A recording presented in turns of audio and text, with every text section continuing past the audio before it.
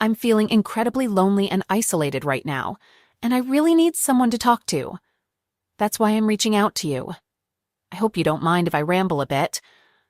My wife, 34F, and I, 34M, have been married for 8 years and together for 12. We have 2 young children, a 6-year-old boy and a 4-year-old girl. I work as a lawyer while my wife has been a stay-at-home mom since our first child was born. However, she's ready to re-enter the workforce this year now that both kids are in school. It seems like all of our friends are other couples who are also parents of kids in the same school. All of our friends are highly educated and financially stable professionals leading stable lives. Last night, we celebrated a 40th birthday party with 3 other couples. We have a particularly close bond with one couple. We often go on family vacations together and hang out multiple times a week. Unlike us, they have jobs that only require them to work 3 days a week, allowing them plenty of free time. They're quite active and even participate in triathlons. My wife and I have started joining them in training for triathlons, taking advantage of my wife's free time while the kids are at school to train alongside them. Typically, we spend 2 days together as a couple, 2 days with the husband of the other couple, and maybe 2 days with both couples during a given week. Now, back to the birthday party. It was a night of heavy drinking for everyone involved. My wife and I enjoy our fair share of drinks, but the other couple tends to indulge even more. Around 1 a.m., feeling exhausted and intoxicated, I decided to call it a night and announced to my wife and the group that I was heading home. My wife, however, expressed her desire to stay with everyone because she was having a good time. At the time, I didn't think much of it and took an Uber back home, where I went straight to bed. When I woke up the next morning, I realized that my wife hadn't returned home. She had apparently taken an Uber with the other couple and stayed over at their house around 3 a.m. As planned, I had booked a spa day for her as a Christmas gift, and she was supposed to use it today. I took care of the kids all day while she was away. When she returned home in the morning, everything seemed fine. However, she came back from the spa much earlier than expected, sobbing uncontrollably. My initial concern was that she had been in a car accident or that there was a family emergency. But instead, she told me that she had kissed the other husband last night, although she couldn't remember the event. As the story goes, their babysitter dozed off on their couch and happened to overhear my wife and the other husband in the guest bedroom, where my wife was supposedly sleeping. The babysitter shared this information with the other wife, who didn't inquire further. Subsequently, the wife informed her husband, who then relayed the news to my wife while she was at the spa. Interestingly, the husband claims to have no recollection of the event, but is adamant that it was a mere innocent mistake, a quick, unintended kiss. On the other hand, my wife firmly believes it was just a kiss, although she strangely recalls no specifics and has given a couple of minor, contradictory details about what transpired. I reached out to the other wife to gather her perspective, and we were both utterly taken aback and astounded. Desperate for answers, I obtained the babysitter's contact details, as my wife either couldn't or wouldn't provide any information. If you delve into the security recordings, you'll only find pain. The babysitter disclosed that she was half asleep but stirred awake when they all entered the room. Later on, she heard disturbing noises, sounds of impact and slapping, leading her to assume it was coming from the couple. At some point, one of their children made a noise, prompting the babysitter to get up and discover the other wife sleeping alone. This discovery left her deeply distressed, prompting her to leave in the middle of the night. She was convinced it was more than just kissing and that they had closeness. I abruptly ended the call, feeling sick to my stomach and unable to bear hearing any more details. Now, on top of everything else, I have to deal with gaslighting. The notion that the babysitter could overhear mere kissing in a bedroom seemed implausible to me when I first heard it, and I expressed my disbelief to my wife. However, speaking with the babysitter only confirmed what I had initially suspected, even though she remained steadfast in her claim that they didn't have closeness. It seems like she's desperately trying to will that to be the truth now. At some instinctual level, I couldn't shake off the discomfort of my wife spending so much time working out with another man, but I dismissed it as unwarranted jealousy.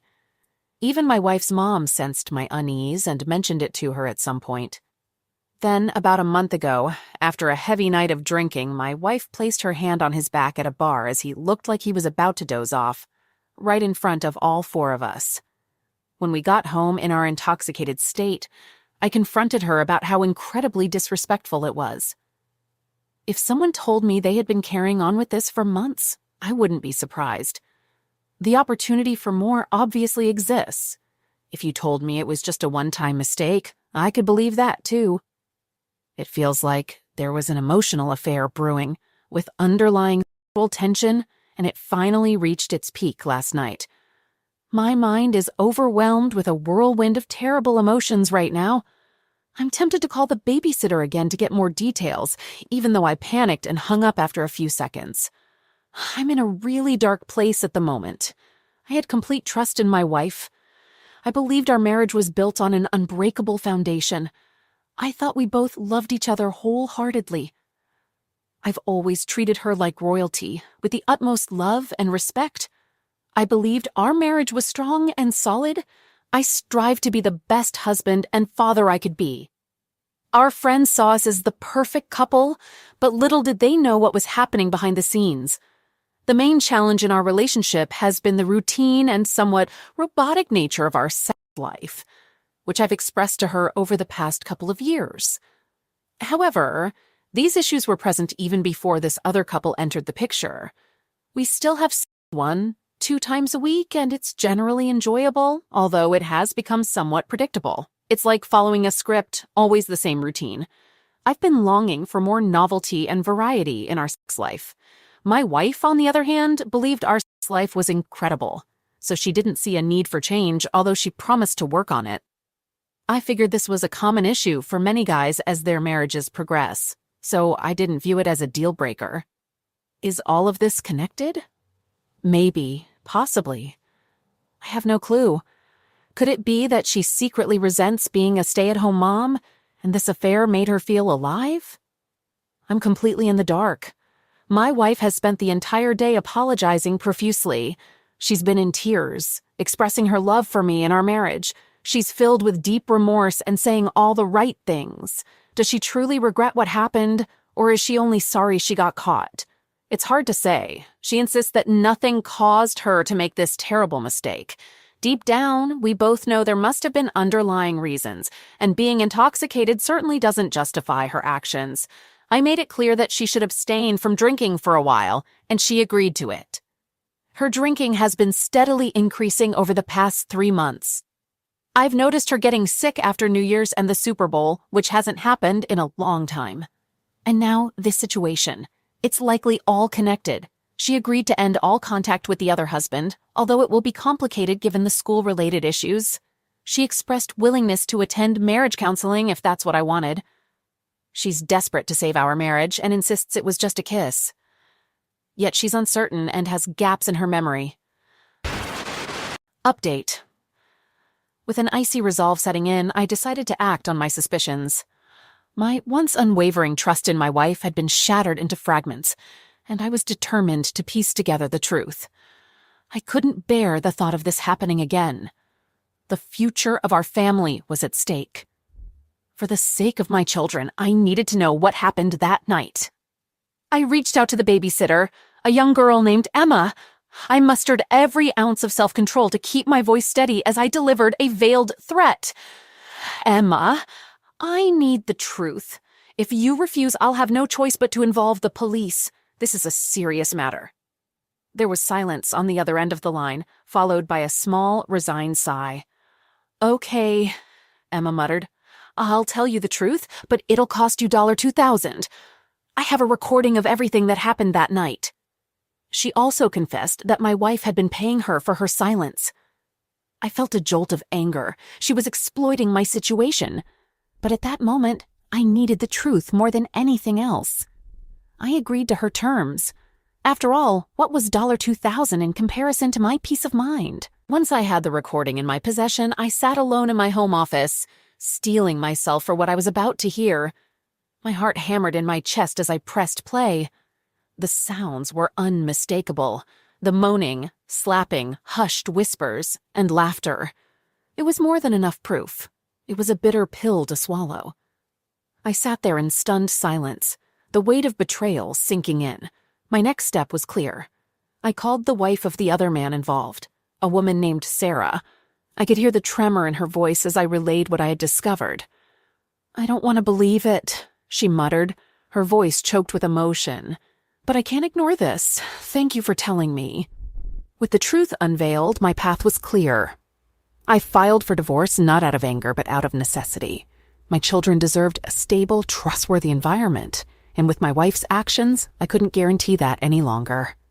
The custody battle was grueling, but I was well prepared.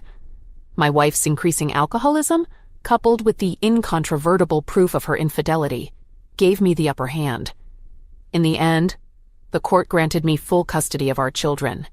Seeing my wife spiral downwards was a tragic sight. The woman I loved, the mother of my children, was replaced with a person I barely recognized. She was ordered to attend rehab by the court. Despite everything, I wished her well. For the sake of our children, I hoped she would recover. In the aftermath, life was challenging, but the worst was behind us. I was granted full custody of our children, and they adapted surprisingly well. They missed their mother, but I reassured them she was getting the help she needed. We were healing as a family, and as painful as the experience was, it brought us closer together. As for the friends who were involved, we cut them off completely. It was a difficult decision, but a necessary one for our peace of mind. They were no longer a part of our lives, and we were better off without them. In the midst of the chaos, I realized I was stronger than I thought. My love for my children fueled my determination to create a better life for them, free from deception and betrayal. My heartache slowly gave way to resilience and a newfound determination to protect my family.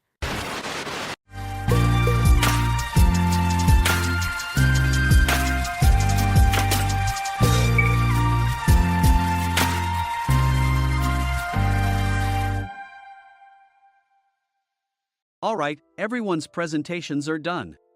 Nick, the manager, said as he tried to move the discussion forward. Excuse me, I haven't. I recently found out something.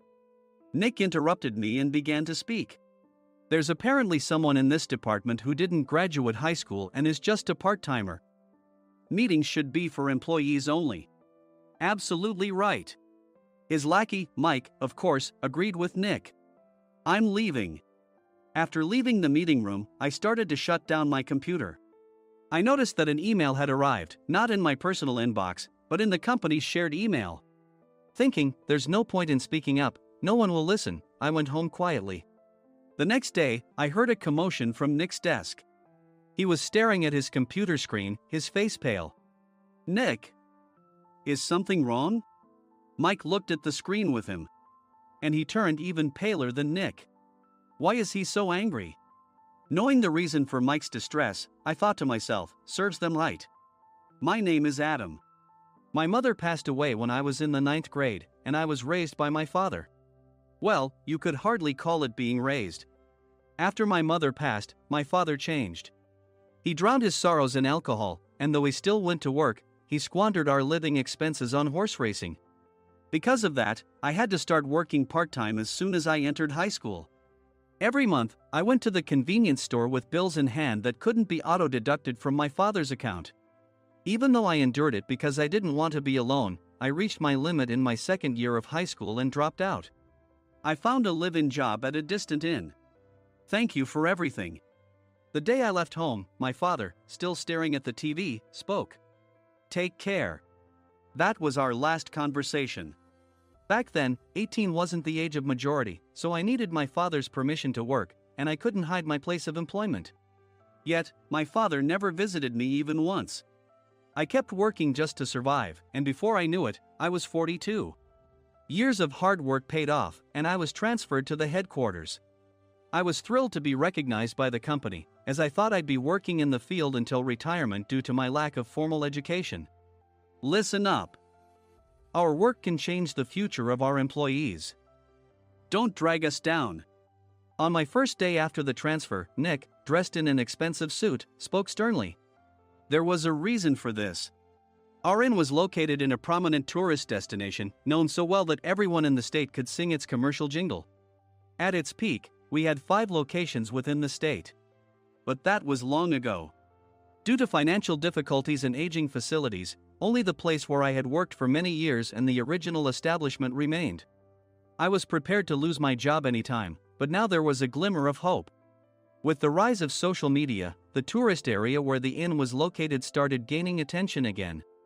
Depending on how hard the sales department, where I was transferred, worked, we could either thrive or be forced to give up this prime location to the new hotel chains continuously popping up. For Nick, who had switched careers from another industry to strengthen our sales, this was a battle he couldn't afford to lose. I understood why he had to be strict. I will do my best. Nick sneered at my enthusiastic declaration. Did you not hear what I said? I'm sorry. I thought I was listening carefully. Out of habit from years of customer service, I apologized reflexively, though I had no idea what had offended him. Someone was watching me with a smirk. In this department, there are those who are expected to excel and those who have been shoved here because they have nowhere else to go. You are the latter. It was Mike, the section chief. He's 7 years younger, at 35. But he was called to headquarters much earlier than I was and had been moving around within the headquarters ever since. I'm not jealous, but I can't accept that he's my boss. Graduating from a prestigious university, he has an unusually high pride and caused many problems as a newbie, making things very difficult for me when I was the front desk leader. When I found out Mike was transferred to the sales department a month before me, I was disheartened. Mike is right. With just a middle school diploma, there's not much you can do. Don't even think about achieving results. As if I didn't exist, Nick remarked, I'm thirsty. Mike eagerly ran to the coffee maker. It seems Mike is Nick's lackey. I regretted being happy about my transfer to headquarters, wishing I had stayed on site forever. Send a direct mail to every company on this list by the end of the day. Nick only assigned me tasks that even a new graduate could handle. What? There are over 1,000 companies. You want me to send to all of them by today? Yes, if you and your fellow misfits split the work, even those with nowhere else to go should finish by today. I glanced at the employees typing away expressionlessly. They were worn out from customer service, only thinking about leaving on time, or were women reassigned after having children, with zero motivation for work. Even Sam, a new graduate from the same university as Mike, who was supposed to be among the expected achievers, had no enthusiasm for the job, having joined the company wanting to do customer service. I don't care what they say, I plan to quit anytime, he said. Only Nick and Mike were highly motivated, making all the decisions between the two of them. I originally only wanted to work at the inn to survive and had no particular attachment to this job.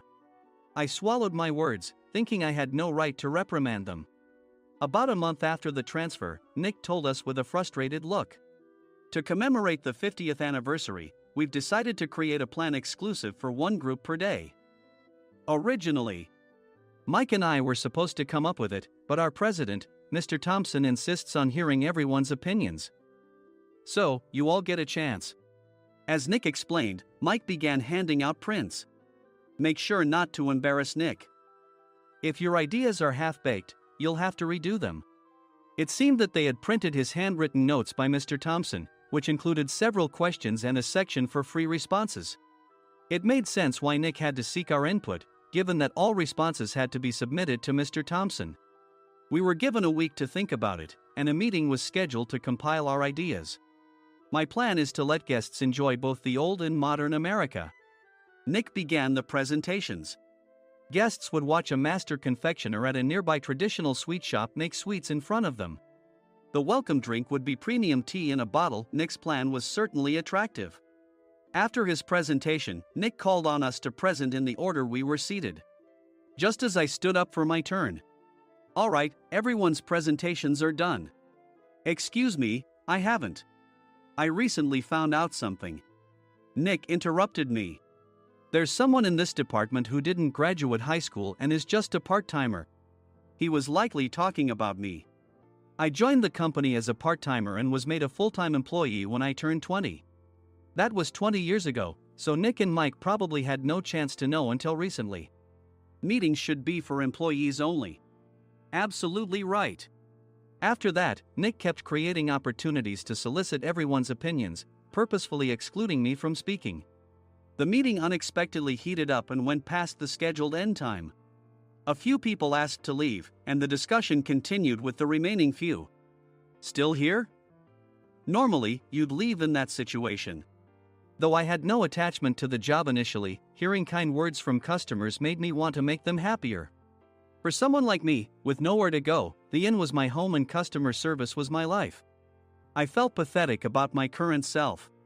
I'm leaving. I left the conference room and started shutting down my computer. I noticed an email had arrived, not in my personal inbox, but in the company's shared email.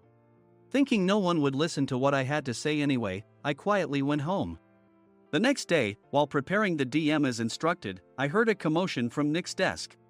In his haste to stand up, he hit his knee on the desk. He stared at his computer screen, his face pale. Nick! What's wrong?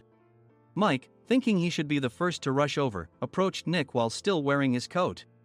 He peered at the screen with Nick. And he turned even paler than Nick. Why is he so angry? Who is responsible for this company? Nick, more irritated than ever, asked, and Mike answered without checking. Probably Sam.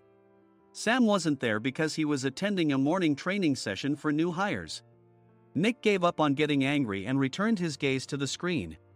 They were looking at an email that arrived right after the end of the working day yesterday. Apparently, no one, including me, had checked it before leaving. The email was from a large company that used us for their annual employee trips. The president and executives of that company also frequently used our services personally. President of the company, Mr. Mason himself had declared that neither he nor his company would ever use our services again. Well, some companies cancel their employee trips or stop using our services due to financial struggles. Let's just move on. Mike kept wiping the sweat from his forehead with a handkerchief. Knowing why Mike was so agitated, I quietly watched their interaction. Do you know how much revenue we get from that company? We can find other guests to fill the rooms, but we'll lose the banquet costs, gift shop revenue, rental car fees, and more. Moreover, the gifts were supposed to be prepared by the traditional confectionery shop involved in Nick's proposed plan.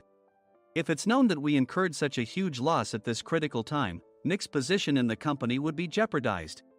Nick took a deep breath, seemingly trying to calm himself. All right, Mike. Go to New York right now and apologize to Mr. Mason. What? You're coming with me, right? I have urgent work to do. I trust you, which is why I'm entrusting this to you. Please. Mike, believing Nick's sincerity, agreed with a determined look on his face, saying, yes. That's Nick for you. Even if Mike went to apologize, Nick would shift all the blame onto him if the client didn't change their mind. Well, it was Mike's fault to begin with, so it served him right. About 3 hours later, Sam answered a call from somewhere and repeatedly apologized, saying, I'm very sorry. Everyone watched to see what was happening. After ending the call, he informed Nick with a weary tone. When Mike arrived at the client's company, he only made things worse, further infuriating Mr. Mason. He was demanding, get his boss here immediately. It was no wonder Sam was exhausted, dealing with such a call right after returning from training. What is that idiot doing? All right, Adam, you're coming with me. If sacrificing Mike didn't work, then I must be next. Normally, I'd want to refuse at all costs, but I saw an opportunity in this situation. If I can be of assistance, I'd be happy to join you. I immediately followed Nick, and we flew to New York. When we introduced ourselves at the reception, it became clear how serious the situation was. As the receptionist personally escorted us to the president's office. Angry voices leaked through the door, making both Nick and me uneasy. Excuse me.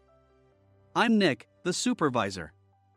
I understand my subordinate has caused you trouble, and I deeply apologize. Nick, with his experience in the corporate world, knew enough to offer an apology before excuses. However, his customer service skills left much to be desired. I sighed as I saw Mike trembling like a small dog in the corner of the room. "What kind of training are you giving your subordinates?" Mr. Mason glared at Nick with a red face. The intensity of his gaze made even Nick take a step back. Regrettably, I joined this company only 2 years ago and was unaware of Mike's issues. I should have identified his shortcomings sooner. Indeed. I should have realized sooner. No sensible person would come to apologize and then give a lengthy presentation on the drawbacks of not using their in. Nick froze, his mouth slightly open. Suspecting the worst, I picked up the documents that had fallen to the floor. It seemed Mike hastily prepared these documents on the plane, listing the disadvantages. Disadvantage 1: if you change the venue for the company trip, employees might suspect it's for cost-cutting reasons, leading to a negative impression. Reading it aloud half-jokingly, Nick snatched the papers from my hand and checked the contents with a furious expression. Among the stack of documents was a receipt from a nearby convenience store's copy machine. I felt a pang of dread, hoping he hadn't shown the receipt as well. What do you think he said when I asked what kind of nerve he had to do this? I'm very sorry.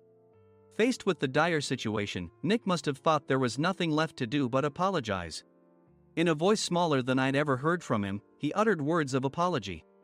He said, "I'm a Harvard graduate. I don't believe I said anything wrong." "Mike, what have you done?" Forgetting his plan to pin the blame on Mike, Nick yelled loudly, even in front of Mr. Mason. "I didn't do anything wrong." "You're still saying that? Look at him." Mike pointed at me with a shaking hand. "I was assigned to headquarters in my 20s and now I'm a section chief. This guy only made it to headquarters at 42. Everything I've done proves I was right. So why are we losing the contract?" Having said his piece, Mike collapsed to the floor. "Of course. You were sent there because you had nowhere else to go." Mike never expected to hear such words from someone he looked down upon. He lunged at me, and Nick hurriedly stepped in to stop him. "Mr. Thompson told me Mike is a quick thinker, and to take good care of him." There's no way he was pushed aside. "Don't make things worse here. He didn't say quick thinker, he said only quick-witted, didn't he?" I don't remember that part." I recalled the many troubles Mike caused when he was a newbie. When Mike was on the front line, his pride was so high that he never apologized to customers. Customer service, especially in our job, doesn't work alone. It brings both good and bad situations. If the front staff or housekeepers made mistakes, or the cleaning company didn't properly clean a room, one had to apologize to the customers regardless of personal fault. Mike, in such situations, would never apologize, insisting he wasn't at fault. This often angered customers, and as the front desk leader, I frequently had to apologize on his behalf. He caused complaints and disrupted operations, which is why he was quickly moved to headquarters. In departments where he didn't interact directly with customers, his quick thinking was beneficial and things went well. But it seemed his flaws were starting to show. Corporate reservations are supposed to be entered into the system by the sales representative. But a quick check yesterday revealed that more than 10 items were missing from the client's reservation. The handover document clearly stated what needed to be prepared. Why didn't you enter it into the system? Why do we have to give them special treatment? Filling rooms near the banquet hall, setting up all the food in advance. Specifying the brand of wine, they're too demanding. No wonder he always angered customers, I thought, feeling a headache coming on. Grouping them in rooms near the banquet hall is for our benefit too. It makes it easier for the staff to set up beds and serve breakfast since everyone's schedule is synchronized. As for the other requests, Mr. Mason suggested them to lighten our load. I didn't know that. Nick finally seemed to realize that Mike was the one who had angered the client. What did you say to them? I just told them we wouldn't give them special treatment anymore. We shouldn't waste effort on things that don't bring in money. I was utterly exasperated at his lack of understanding of customer service. Of course, we shouldn't comply with unreasonable demands. But carrying over successful practices from past stays makes customers feel remembered and enhances their experience. Good memories encourage repeat visits. That's part of our job. I looked down at Mike, who was sitting on the floor. In our job, nothing is a waste. Mr. Thompson likely moved you to the sales department, hoping you'd finally understand this. How do you think he feels now that you've failed to meet his expectations? Mike, tears in his eyes, fled the president's office. I was amazed he still hadn't apologized. You have it tough, Adam. It's okay, we're all employees of the same company. I deeply apologize for this disrespectful incident. Especially after all the care you've shown us. If it weren't for you, Adam, I really would have stopped staying here. When I heard you were moving to the sales department, I was willing to reconsider if you handled it. Seeing us talk so amicably, Nick's face contorted. Do you two know each other? Adam's service is excellent. I always requested him specifically. Normally, we don't accept specific staff requests, but we made an exception for Mr. Mason, adjusting my shifts accordingly. He had personally stayed at our hotel just before my transfer, and during casual conversation, I mentioned, I'm moving to the sales department soon. If I hadn't told him then, things could have been much worse. Please continue to take care of us. I look forward to it. On the return flight, Nick awkwardly offered me a can of beer. It's still working hours. Of course, I had no intention of forgiving him for a single beer. Nick might try to pin everything on Mike and avoid any consequences. While pondering this, a startling fact came to light. Nick, the tea bottles for the plan have arrived. I handed Nick a bottle labeled with our inn's name. They look good. What are you talking about? These are plastic bottles. I had assumed we would use the trendy, high-end bottling tea. But what arrived were ordinary plastic bottles of tea with customized labels.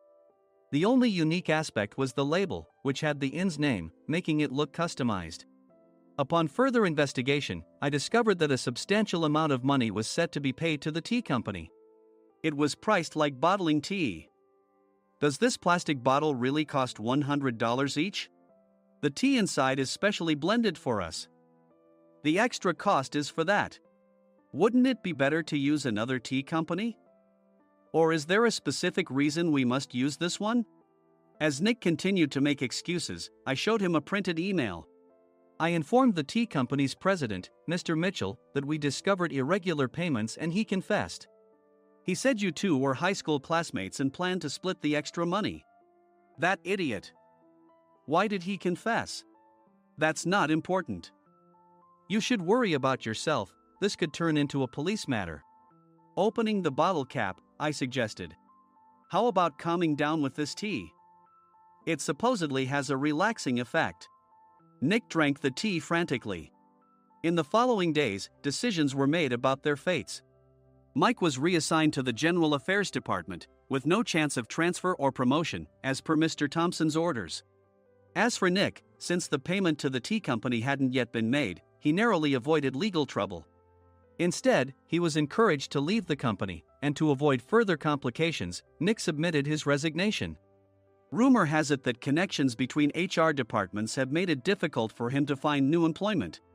Even though it was good to have those two gone, something unexpected happened in the sales department. Everyone became motivated and united in refining the 50th anniversary plan. In the end, my plan was adopted. We collaborated with the Tourist Information Center to provide personalized guides. The plan, tailored to the number of guests, was truly special for the 50th anniversary. Hey, is Adam's family coming to stay? I immediately booked that special plan for my family. Sam noticed it on the reservation list and quickly picked up on it.